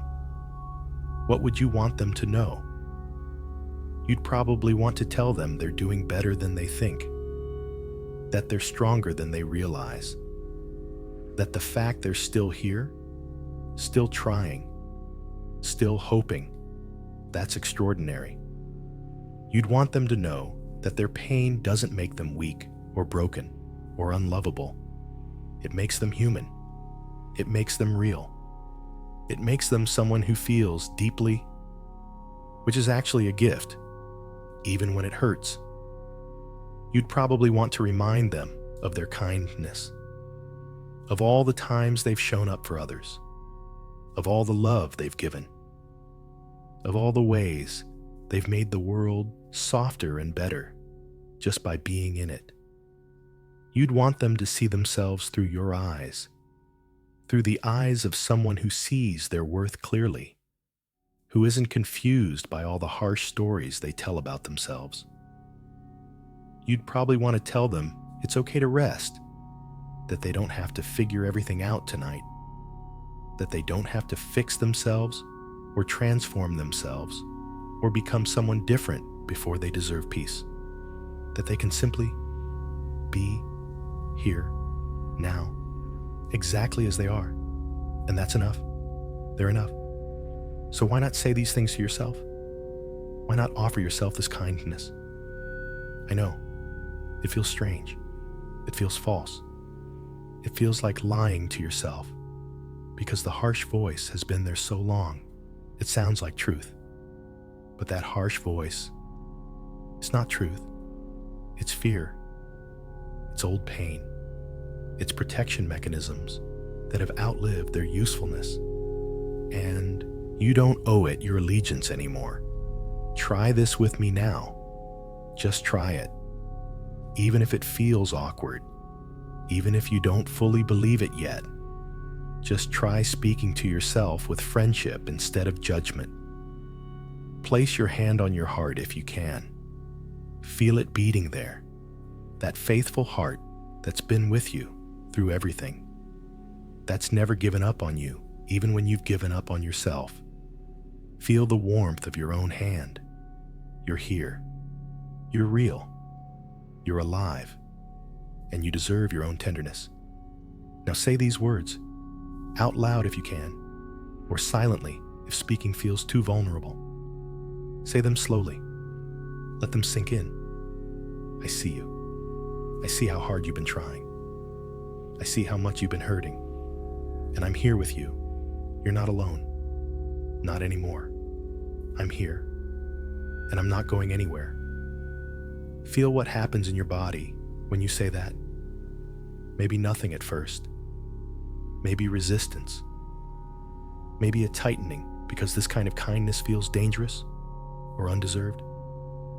But maybe, just maybe, there's also a softening, a small release. A part of you that's been waiting your whole life to hear these words, not from someone else, but from you. The only person who's been there for every moment of your life. The only person who will be there for every moment to come. Say this. I'm sorry I've been so hard on you. I'm sorry I've treated you like the enemy. I'm sorry I've denied you the kindness I give to everyone else. You didn't deserve that. You've always deserved better. Feel that. Feel the relief of finally offering yourself an apology for the years of harsh treatment. You don't have to keep punishing yourself. You can choose differently.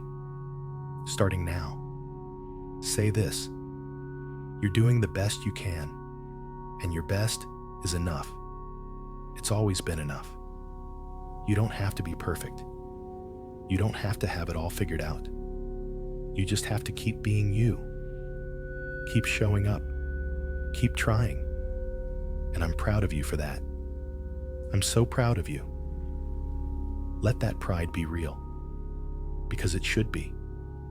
Look at everything you've survived, everything you've endured, everything you've overcome just to be here in this moment. That deserves recognition. That deserves celebration. And you can give yourself that. Say this. I know you want to be loved. I know you're tired of feeling alone.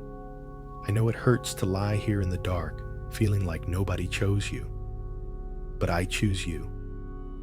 I choose to be on your side. I choose to treat you with kindness. I choose to believe in your lovability even when you can't. I choose you. And I'm not going to abandon you, no matter what. This is what it means to befriend yourself. To make a commitment to your own well-being. To decide that even if the whole world overlooks you, even if the love you long for hasn't arrived yet, you will not overlook yourself. You will not withhold love from yourself. You will be the constant, the steady presence, the one who never leaves. Because you can't leave yourself. You're here for the duration. so you might as well be kind. And here's what happens when you befriend yourself. When you become your own ally instead of your own critic, you stop needing external validation quite so desperately. Not because you don't want it, you still do, and that's okay. But because you have an internal source of kindness that sustains you when external love feels absent, you become less fragile, less dependent, less willing to accept crumbs of affection from people who don't truly value you. Because you know your value, you've decided your value, and you won't betray yourself to get someone else's approval. This is not about becoming arrogant or self-absorbed. It's about basic human decency directed inward. It's about treating yourself as well as you treat others. It's about recognizing that you're worthy of your own love. Not someday when you've fixed all your flaws, but now, today, tonight, in this exact moment, tired and imperfect and hurting and still deserving of compassion. And when you can do this, when you can be a true friend to yourself, something magical happens. You start to attract different kinds of relationships because people who love themselves in healthy ways, they don't tolerate being treated poorly. They don't accept relationships that diminish them. They don't stay in situations where they're not valued. And so the quality of love available to them changes. Not because they've become perfect, but because they've raised their standards to match their worth. But that's tomorrow. That's the future unfolding. Right now, tonight, all you need to do is this. Be gentle with yourself. Speak kindly to yourself. Hold yourself the way you'd hold someone you love. Put your arms around yourself if you can. Give yourself a hug. Feel your own embrace. You're here. You're real. You're present. And you're offering yourself the comfort you've been seeking from outside. That's powerful. That's transformative. That's the beginning of everything changing. You don't have to do this perfectly. You don't have to maintain this friendliness every moment. You'll forget. You'll slip back into old patterns of self-criticism. That's okay. That's human. What matters is that you're trying. What matters is that right now, in this moment, you're choosing kindness over cruelty. You're choosing to be on your own side. And that's enough. That's more than enough. That's everything. So rest now, held by your own kindness, befriended by yourself, no longer at war with who you are. You're not perfect. You're not finished. You're not without flaws or fears or wounds. But you're here. You're trying. You're worthy. And you're loved by you, which is where all love begins and ends. In the relationship with yourself, in the choice to be gentle, in the decision to be your own friend. Sleep now, knowing you're not alone, because you're with yourself. And that's a beautiful place to be when you finally become your own safe harbor, your own warm embrace, your own steady companion. Sleep now, my dear friend. Sleep. The night is deepening around you, wrapping you in its quiet embrace. Your body has found its resting place, heavy and warm and safe. Your breath moves through you like a gentle tide, in and out, carrying you closer to sleep with each cycle. And your mind, that busy, worried mind, it's finally growing still. The thoughts that were so loud when we began, they're fading now, becoming soft, becoming distant, like voices heard from far away. And in this stillness, in this space between waking and sleeping, I want to plant something in you. Not a promise, not a guarantee, not a definite timeline, but a possibility.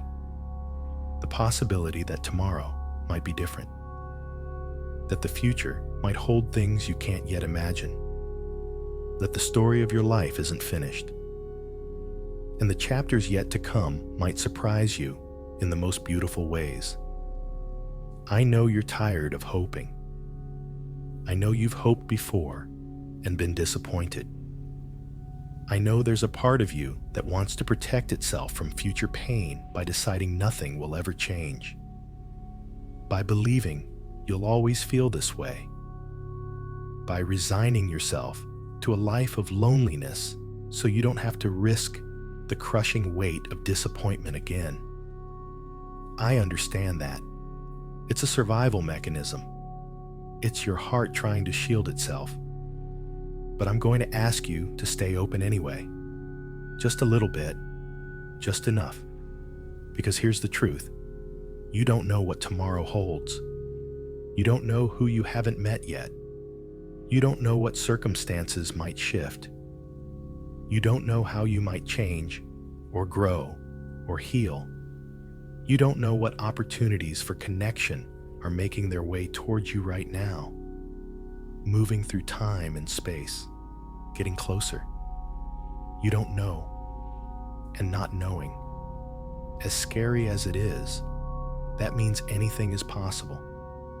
Think about all the things in your life that you couldn't have predicted, the friendships that came from unexpected places, the opportunities that appeared out of nowhere, the moments of joy that surprised you when you least expected them.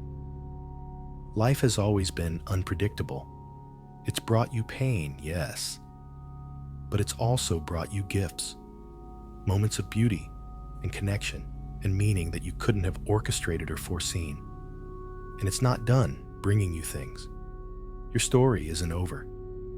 There are still pages to be written. What if? Just what if? 6 months from now, you're in a completely different emotional place? What if the loneliness that feels so permanent tonight turns out to be temporary? What if you meet someone, or reconnect with someone, or deepen a relationship with someone in ways that make you feel seen and valued and chosen? Not because I can promise that will happen, but because it could. It's possible. People meet people every single day.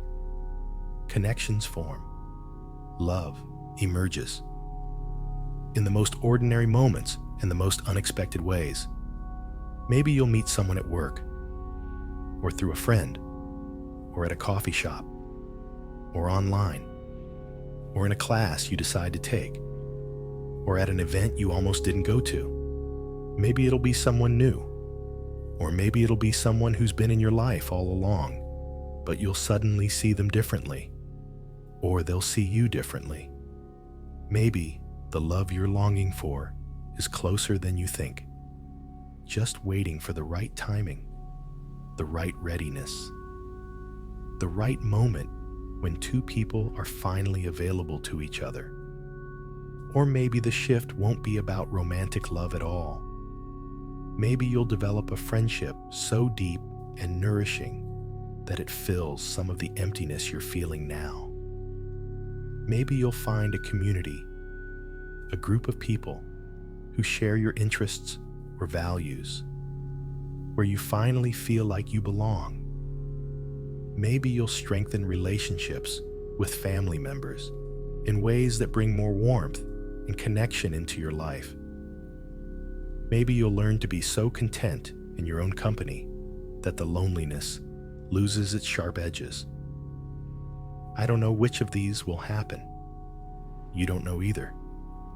But the not knowing, that's where hope lives, in the space of possibility, in the recognition that life continues to unfold, continues to bring new experiences, continues to offer chances for things to be different.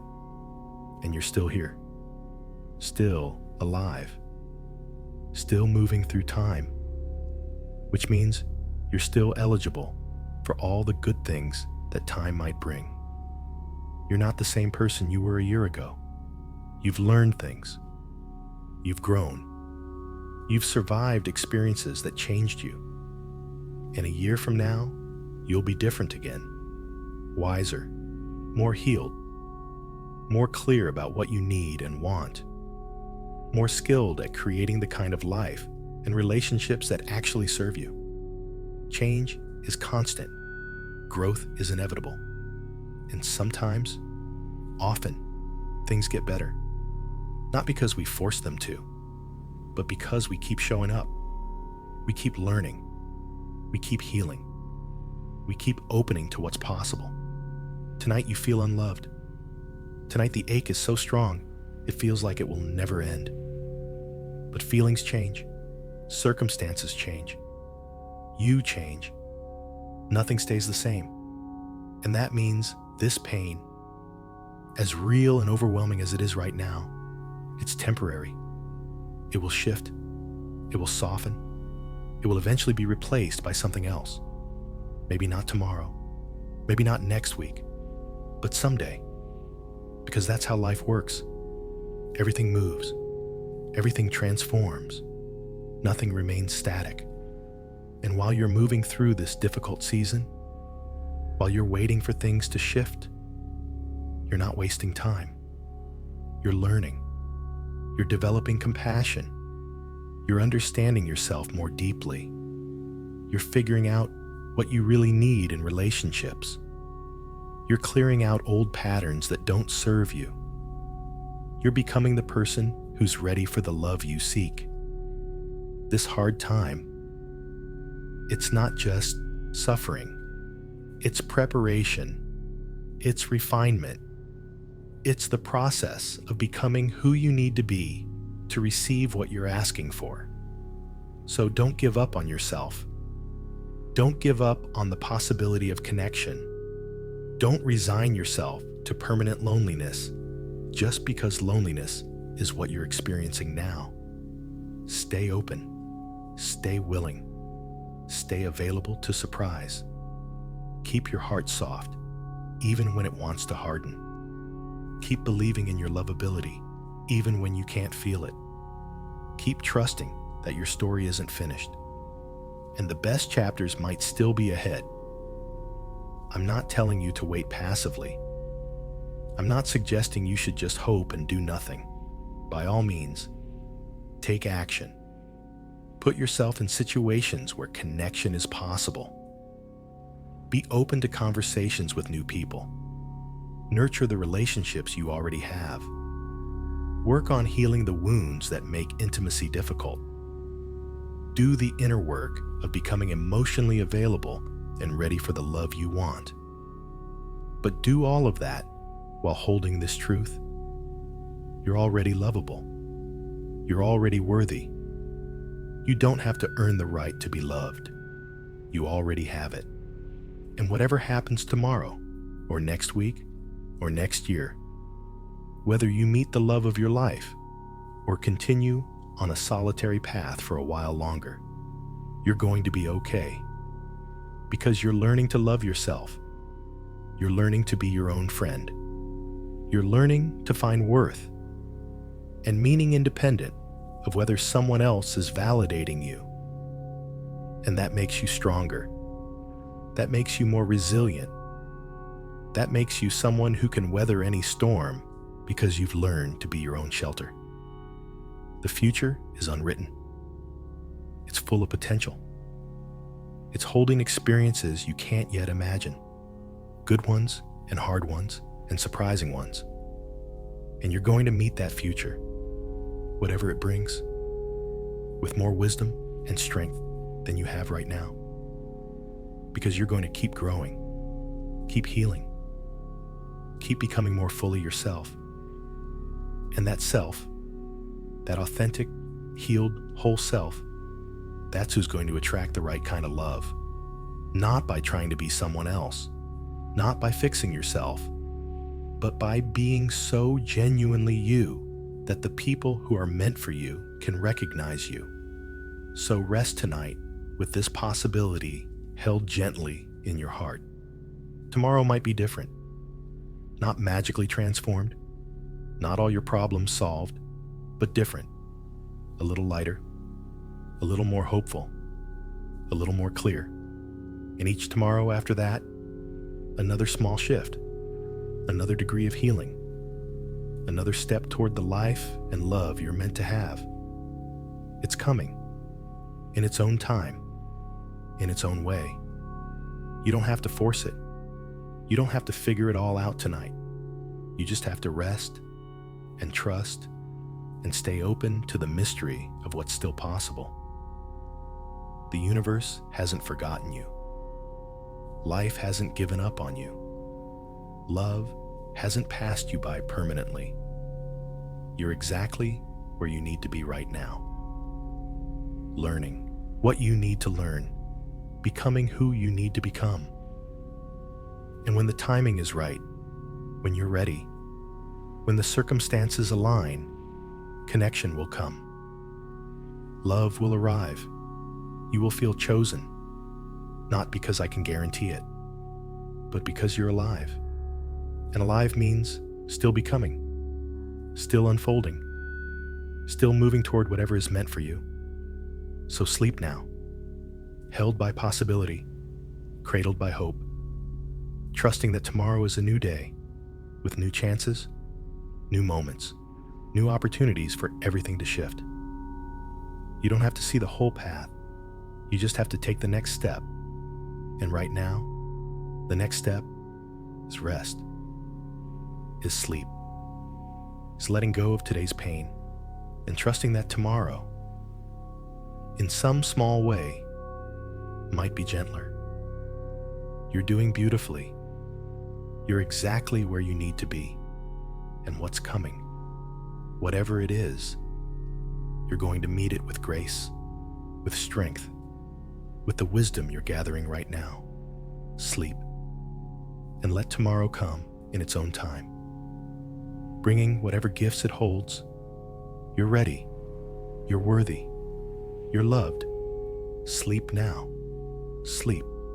You're drifting now, floating in that beautiful space where the world feels distant and soft, where time moves differently, where nothing urgent remains. Your body is completely relaxed, melting into the surface beneath you, held and supported without any effort on your part. And your mind, it's becoming like water, flowing, formless, releasing its grip on all the thoughts and worries that seemed so important just a little while ago. This is where I wanted to bring you, to this place of complete surrender, where you don't have to hold yourself together anymore, where you don't have to be strong or brave or okay, where you can simply be vulnerable, soft, open, exactly as you are in this moment. And it's safe here. You're safe. Nothing can harm you in this space. You're protected by the simple act of letting go. I want you to imagine something now, with whatever visualization ability you have, however clear or vague it might be. Just imagine. Imagine that you're being held, not by anyone specific, not by a person you know or long for, just held, cradled, embraced. Feel arms around you, strong and gentle at the same time. Feel the warmth of that embrace. Feel yourself supported, lifted slightly, so you don't have to hold your own weight anymore. These arms, they're infinitely patient. They're not going anywhere. They're not in a hurry. They have all the time in the world to simply hold you while you rest. And they're not judging you. They're not disappointed in you. They're not wishing you were different. They're just holding you, accepting you exactly as you are, with all your pain and fear and loneliness, with all your imperfections, with all your humanness. You're held exactly as you are. Maybe these arms belong to the universe itself. Maybe they're the arms of love in its purest form. Maybe they're your own arms, your own capacity to hold yourself with tenderness. Maybe they're the arms of everyone who has ever loved you, all their care combined into one embrace. It doesn't matter who's holding you. What matters is that you allow yourself to feel held, to feel supported, to feel safe enough to completely let go. Sink deeper into this embrace. Let yourself be small. Let yourself be vulnerable. Let yourself need this comfort without shame or apology. You don't have to be strong right now. You don't have to have it all together. You can be exactly what you are. A tired soul who needs rest. A hurting heart that needs soothing. A human being who needs to be held. And that's not weakness. That's truth. That's the courage to be real. Feel the weight of your body being supported. You're not falling. You're being held. There's a difference. Falling feels dangerous, out of control, terrifying. But being held, that's safe. That's being caught before you can fall too far. That's knowing there's something beneath you, something solid, something that won't let you crash. You're being held. Right now, in this moment, you're safe. And as you rest in these arms, as you allow yourself to be completely supported, notice how your breathing deepens, how your muscles release even further, how the tight grip you've been maintaining on everything, it loosens. You don't have to hold on so hard. You don't have to control everything.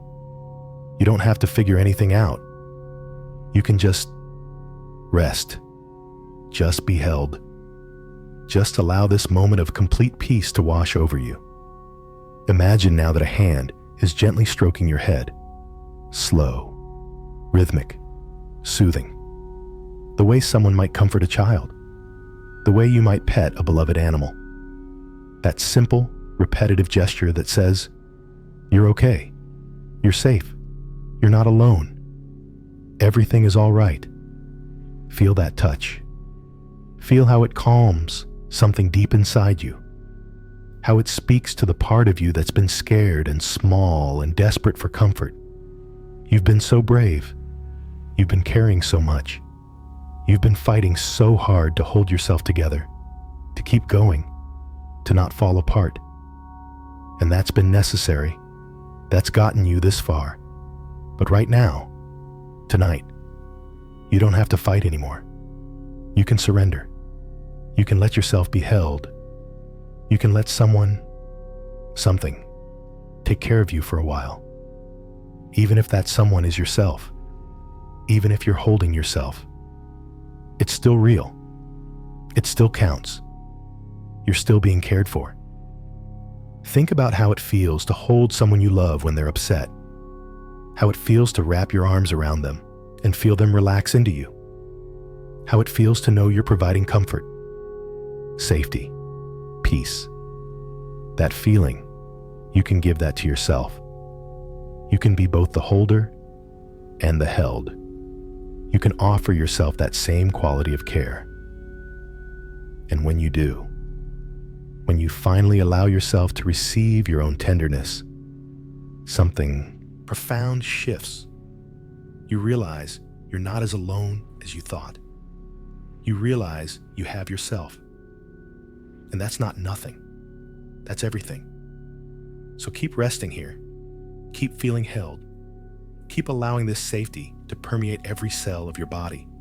Your shoulders, they can drop completely now. Your jaw, totally soft. Your hands, unclenched. Your belly, rising and falling with each easy breath. Your whole body, surrendering to gravity, to rest, to this moment of being completely, utterly held. And as you rest here, as you feel more and more relaxed, more and more safe, I want you to hear these words. Not from me, not from some external voice, but from yourself, from the deepest, wisest, most loving part of yourself. Hear these words spoken to you in your own voice, gentle and kind and certain. You're going to be okay. I know it doesn't feel that way right now. I know tonight has been hard. I know you've been carrying this pain for so long and you're tired. But you're going to be okay. not because the pain will magically disappear, but because you're strong enough to carry it until it naturally transforms, because you're learning to be kind to yourself, because you're not alone. You have yourself, and that's enough to get you through.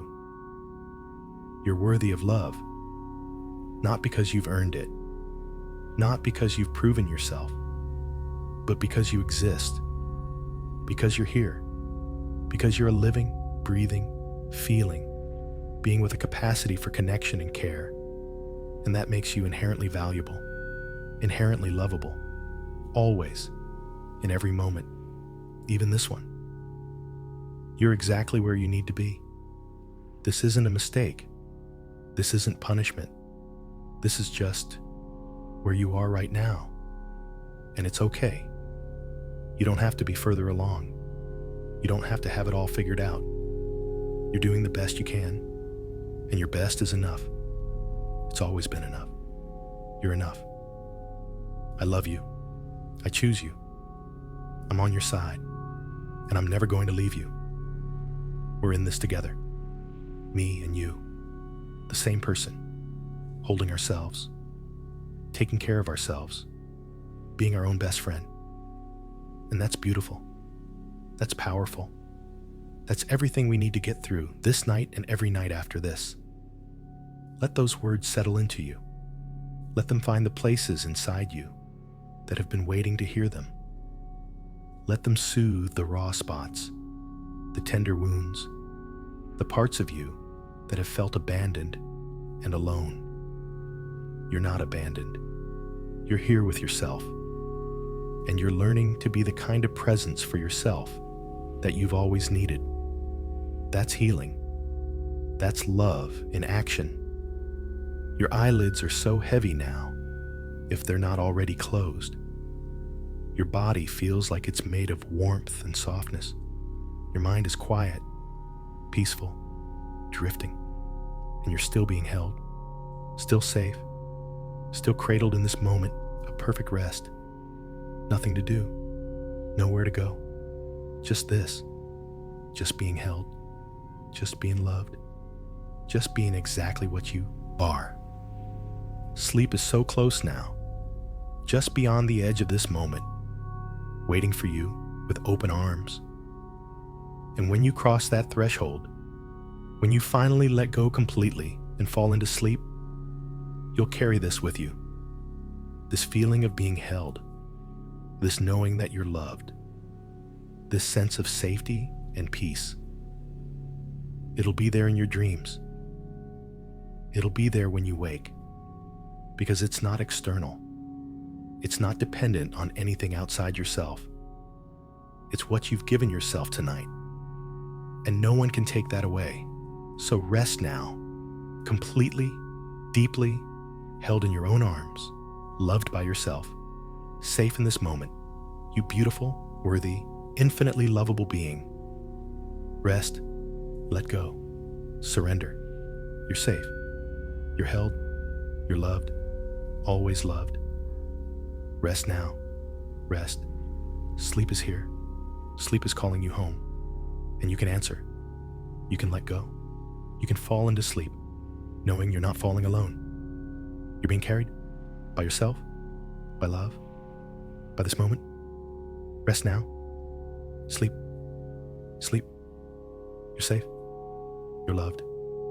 Sleep. Breathe. Just breathe. Nothing else matters now. Just this breath, flowing in, flowing out, like waves on a shore. Steady, rhythmic, peaceful. Each breath carrying you deeper, deeper, into rest. Your body knows what to do. It's done this thousands of times. Letting go, releasing into sleep. You don't have to try. You don't have to force anything. Sleep comes naturally, like night following day, like tides returning to shore. It's already here, waiting for you, welcoming you. Feel how heavy you are. So heavy, sinking down, down, down, into the softest place, the safest place, where nothing can reach you, where everything is quiet, everything is still. Everything is peace. Your eyes are closed now, or closing, and there's no need to open them. No need to hold on to waking. Just let it go. Let everything go. All the thoughts, all the worries, all the pain. Just let it all drift away, like clouds dissolving, like mist evaporating in morning sun. It's all fading, fading, gone. There's nothing you need to do, nowhere you need to be, no one you need to become. Just this, just breathing, just resting, just being. And it's enough. You're enough. Everything is enough, just as it is, just as you are. Sleep is wrapping around you now, soft as a blanket, warm as sunlight, gentle as a lullaby. You're being carried, floating, drifting, letting go completely, and it feels so good, so right, so safe to finally rest. You're loved. You've always been loved. You'll always be loved. This truth wraps around you, holds you, protects you as you sleep, as you dream, as you heal. You're safe in this love, safe in this moment, safe in yourself. Breathing slower now, slower, each breath taking you deeper into the soft darkness, into the gentle quiet, into sleep, beautiful sleep, healing sleep, peaceful sleep. It's here. You're here, together, becoming one, waking and sleeping, merging, boundaries dissolving, just floating now, just drifting, just being. 10, feeling yourself sinking deeper. 9, so relaxed, so peaceful. 8, letting go of everything. 7, drifting down, down. 6, so safe, so held. 5, breathing slowly, barely breathing. 4, almost there, almost asleep. 3, everything fading. 2, just peace, just rest. 1, sleep now, sleep, sleep. You're loved, you're safe, you're home, in yourself, in this moment, in sleep. Rest now, deeply, completely, peacefully. Let go, let go, let go. Sleep, beautiful one. Sleep. You deserve this rest. You deserve this peace. You deserve to feel loved, even in sleep, especially in sleep, where healing happens, where transformation occurs, where you remember who you really are beneath everything else. You are love. You are loved. Always, always, always. Rest, drift, float, sink, deeper, softer, quieter, until there's nothing left. Just sleep, just peace, just you, perfect as you are, loved as you are, exactly as you are. Sleep, sleep, sleep. Good night, you beautiful soul. Good night. Rest well. Dream sweetly. Wake gently, knowing you're loved, knowing you're worthy, knowing you're never, ever alone. Sleep now. Sleep, sleep, sleep.